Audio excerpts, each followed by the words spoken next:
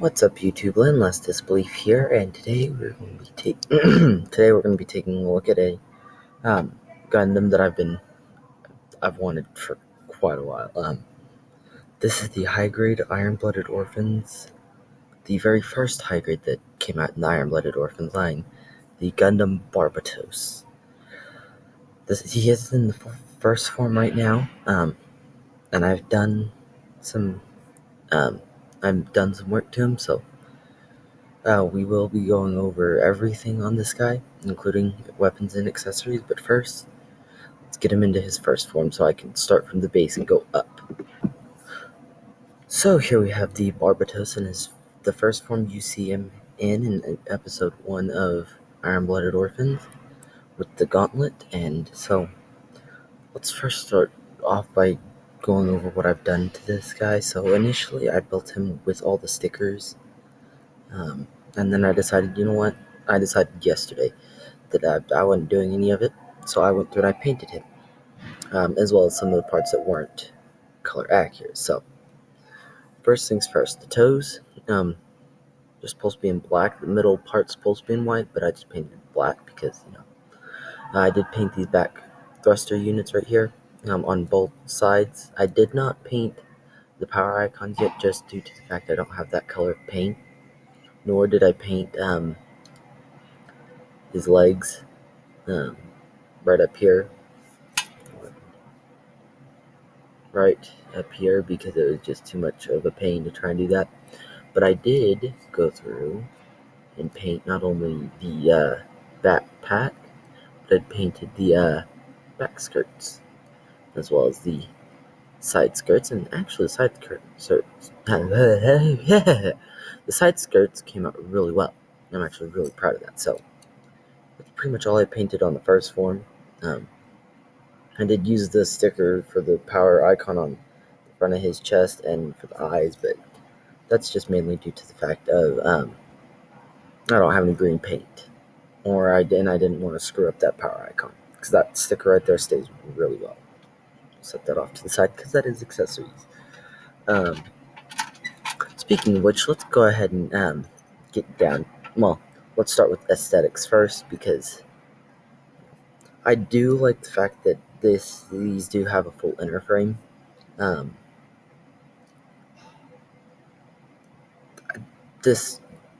from what I've heard with specifically this model kit right here, it is a major hit or miss on whether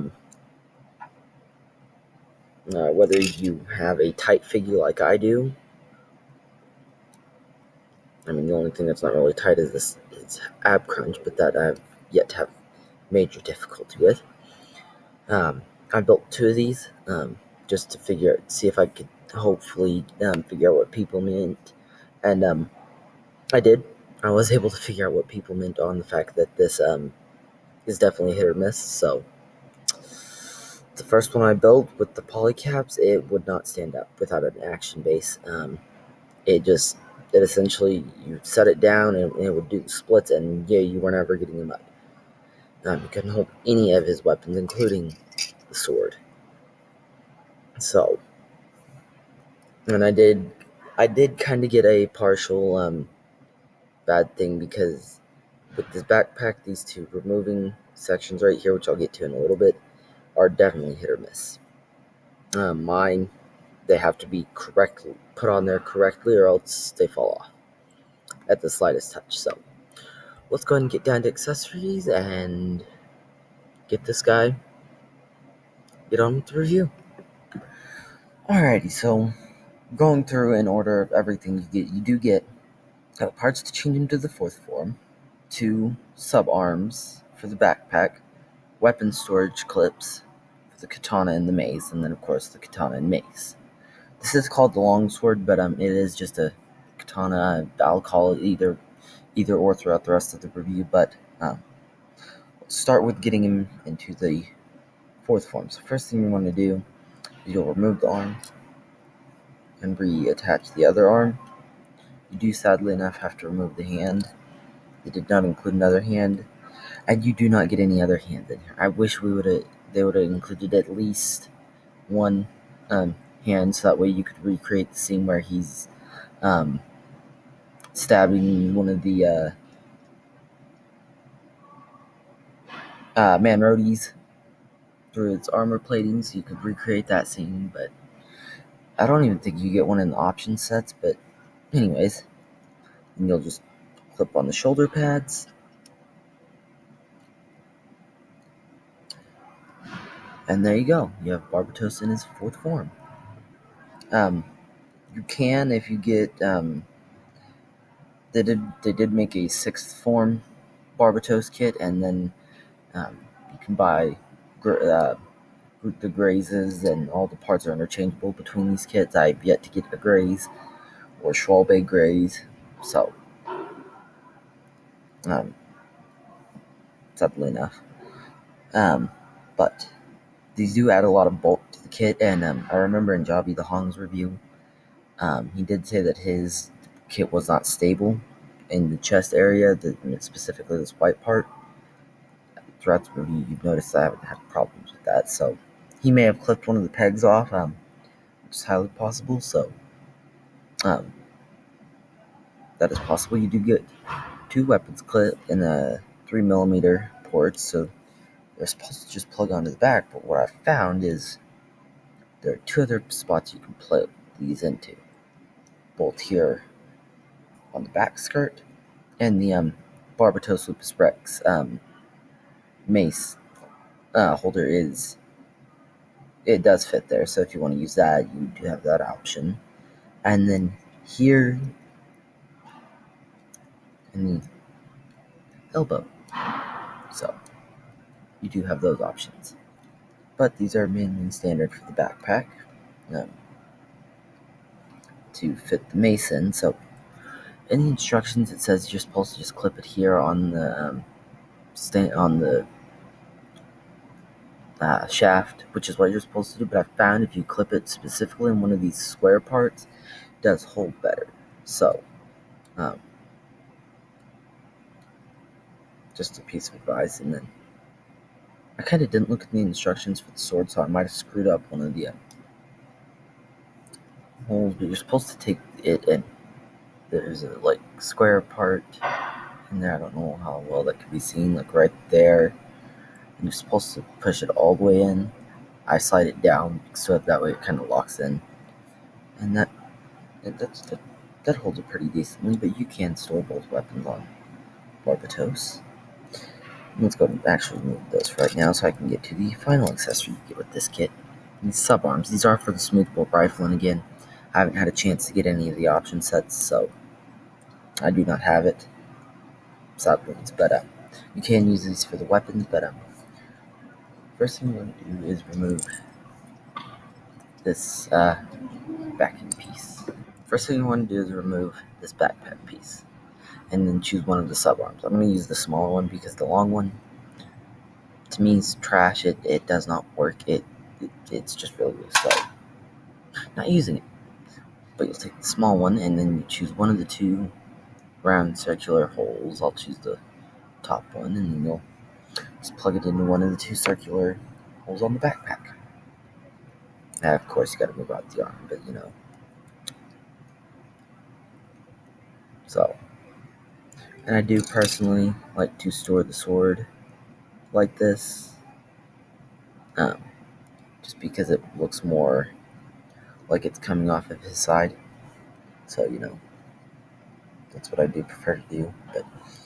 But now let's move on to the weapons themselves. Start with the mace. So, as I mentioned, it does have square parts here.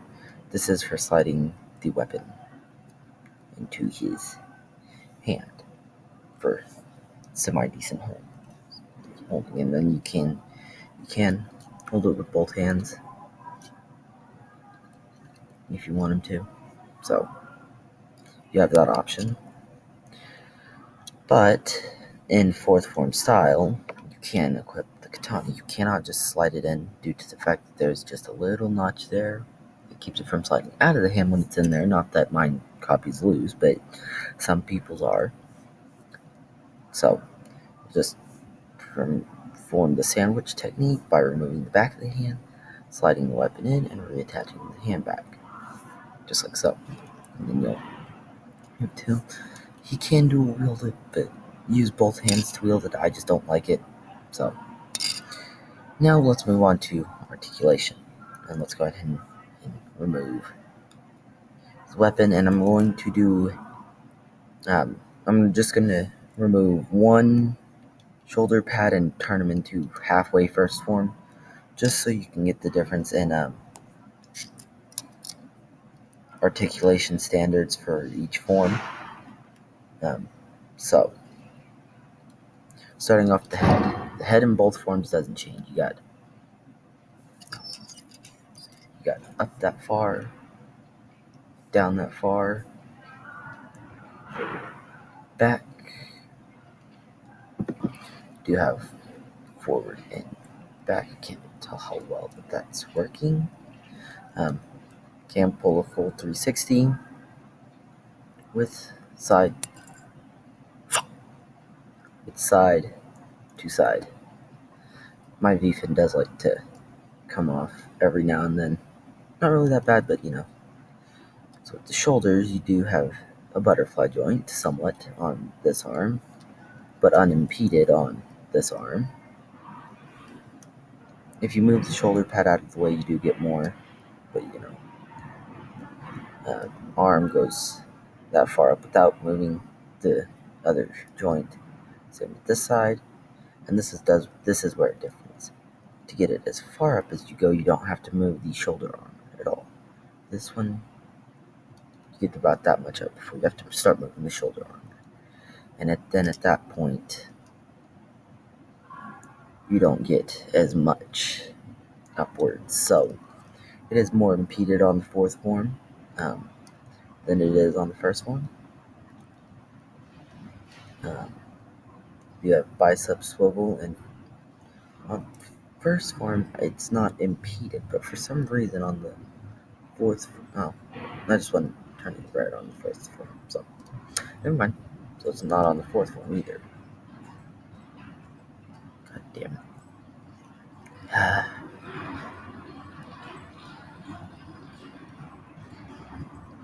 You have a little more than 90 elbow bend and wrist articulation. So when it comes to the abs, you do have an extreme ab crunch and somewhat of an arcing back. Full 360 swivel here, and back to the backpack they did, and I'm so glad they did this. The back thruster does move. Yay! It is just on a hinge joint, so you have that. Butt flap doesn't move. Side skirts go out, and then I did split the front skirts, but it goes out that far, forward that far, backwards very little. So you do have that. You have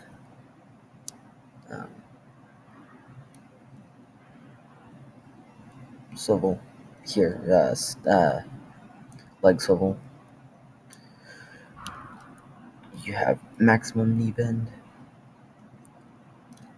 and then moving on to the ankle, it's going to move the leg. So I love the Iron-Blooded Orphan's ankles. So first you get that far forward. It's come on. Not a whole lot backwards, but you do have extreme ankle pivot. I have been informed by Mr. Mooseman that these ankles do get loose, so I do recommend top coating them, just so that way they don't.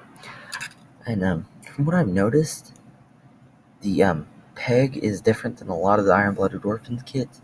It's the circular peg, not the rectangular one, so you do have a funky toe pivot too.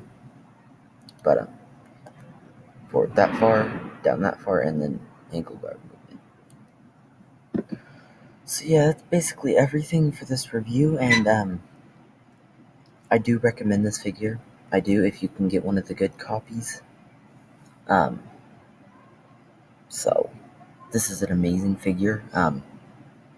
As Mecha Guy Kotsu said, it revolutionized high grade. It did. And I wish they would have kept the inner frame for the other high grades. Sadly enough, they couldn't, and I understand why, because this does get very floppy after a while. It's already happening to my Gundam Bile, who's I'm not doing a review on because a lot of him is starting to fall apart and break, so there will not be a review for Bile.